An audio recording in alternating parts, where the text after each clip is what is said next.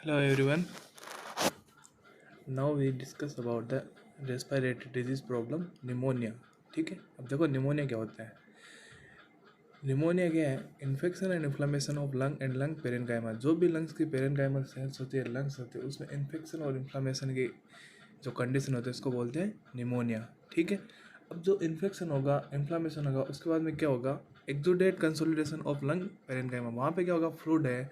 ठीक है, कोई भी कंसोलिडेशन का मतलब ये होता है वहाँ पे किसी चीज़ का, तरल पदार्थ का, जो भी लिक्विड मटेरियल है लंग्स के द्वारा, जो भी एक्सक्रीट प्रोडक्ट है उनको क्या हो जाएगा, वहाँ पे जमा हो जाए, उसको बोलेंगे एक्सुडेट। ठीक है, फिर आता है कोज। अब कोज क्या होता है निमोनिया का? इन्फेक्शन होना। मोस्ट कॉमन निमोनिया इन्फेक्शन किसकी वजह से होता है? स्ट्रेप्टोकोकस निमोनिया की वजह से। और जो भी कम्युनिटी एक्वायर्ड, कम्युनिटी के अंदर जो भी निमोनिया फैलता है वो किसकी वजह से फैलता है? स्ट्रेप्टोकोकस निमोनिया की वजह से। ठीक है, फिर आता है स्टेफाइलोकोकस। अब अगर हॉस्पिटल में किसी को इन्फेक्शन हो रहा है तो वो किसकी वजह से होगा? स्टेफाइलोकोकस की वजह से। फिर आता है एटिपिकल निमोनिया। ये किसकी वजह से होता है? माइकोप्लाज्मा की वजह से मोस्ट कॉमनली। ठीक है, उसके बाद अगर चाइल्ड में हो रहा है तो एज इन्फ्लुएंजा है उसकी वजह से होता है। ठीक है, फिर आता है सूडोमोनास। अब कोई टर्मिनली इल पेशेंट है, ठीक है, बहुत ही सख्त बीमार है, एंड स्टेज में, उसको अगर हो रहा है तो वो किसकी वजह से होगा? सूडोमोनास बैक्टीरिया भैया की वजह से। ठीक है, फिर आता है वायरल। अब वायरल किसके होता है? इन्फ्लुएंजा। वायरल निमोनिया वो किसकी वजह से होता है? इन्फ्लुएंजा वायरस की वजह से होता है। ठीक है, फिर आता है निमोसिस्टिक जीरेवेसिंग।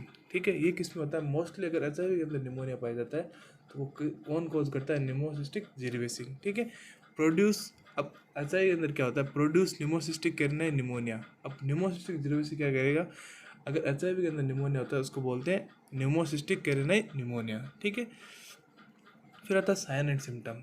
मोस्टली जो साइन सिम्टम वही शो किए हुए। देखो, फीवर, हाई ग्रेड फीवर, अगर 103 डिग्री फ़ारेनहाइट तक फीवर है, ठीक है, उसको अपन काउंट करेंगे शिवरिंग चिल्स। ठीक है, मतलब कि जैसे जो भी फीवर है वो हाई ग्रेड फीवर होगी, 103 डिग्री फ़ारेनहाइट तक होगी, और शिवरिंग चिल्स कंपकंपी के साथ आपको फीवर आएगी, उसको बोलेंगे। उसमें अगर चांस आ रहे हैं तो उसमें निमोनिया के सिम्टम आने के चांस रहेंगे। रेस्टिकुलर स्पुटम। ठीक है, रेस्टिकुलर स्पुटम प्रेजेंट होगा निमोनिया के अंदर। ठीक है, कफ आएगा, डिफिकल्टी इन ब्रीथिंग होगी। ठीक है, चेस्ट इन ड्राइविंग, जो चेस्ट है वो आपको अंदर की तरफ धसी हुई प्रेजेंट होगी। ठीक है, फिर आता है टेकीपीनिया। जो आपकी ब्रीथ रेट है वो कितनी हो जाएगी? 28 ब्रीथ पर मिनट हो जाएगी। ठीक है, क्रैकल विजिंग साउंड। जब आप फ्लूइड कलेक्शन हो जाता है, अब कफ होगा, ठीक है, स्पुटम प्रेजेंट होगा, ठीक है, तो क्या होगा? जैसे क्रैकल साउंड आएंगे, विजिंग, जब आप खांसोगे, ठीक है, क्रैकल लाइक फील आएगा अंदर। ठीक है, फिर आता है साइन एंड सिम्टम। अब ये साइन सिम्टम क्या हो गए? कंप्लीट हो गए। इसके बाद अपन पढ़ेंगे डायग्नोसिस के बारे में। अब डायग्नोसिस क्या करते हैं? रेस्टिकुलर स्पुटम आ रहा है तो स्पुटम कल्चर करेंगे, सेंसिटिविटी टेस्ट करेंगे, एक्सरे। वो अगर अब एक्सरे क्या दिखाएगा? अंदर कंसोलिडेशन, जो भी जमा हुआ पदार्थ है, जो भी मटेरियल, उसके बारे में शो कौन करेगा? जो भी लंग्स के अंदर कंसोलिडेशन प्रेजेंट है वो कौन शो करेगा? एक्सरे। ठीक है, फिर होता है मैनेजमेंट। मैनेजमेंट में क्या है? मैनेजमेंट देखो क्या है? पेंटामेडिन।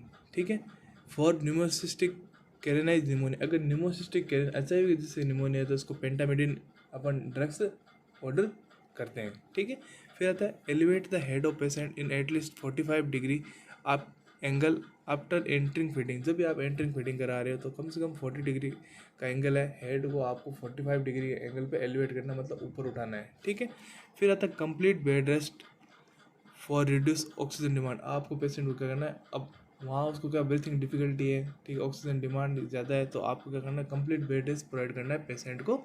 ठीक है, नेक्स्ट आता है treatment of pneumonia in infant.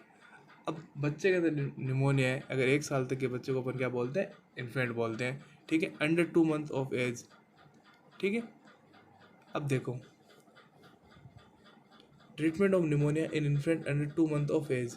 ठीक है, इसमें क्या देना है आपको? Injection benzyl penicillin and injection gentamicin. आपको बेंजिल पेनिसिलिन और जेंटामाइसिन का इंजेक्शन इसको प्रोवाइड करना ताकि इन्फेक्शन है वो ट्रीट हो सके।